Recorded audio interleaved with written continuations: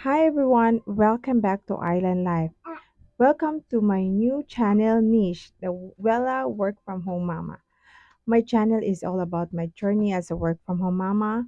I'm going to share my real experience, then everything and anything about life and sharing my experience through motherhood. By the way, a quick introduction about myself. I am a civil engineer by profession, but I don't call myself as engineer kasi di naman ako nagagamit ang profession ko.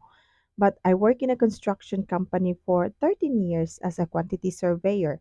So yung mga aspiring na QS dyan, you can ask me anything and everything about construction and about QS thing. I will try my best to answer to the best of my ability.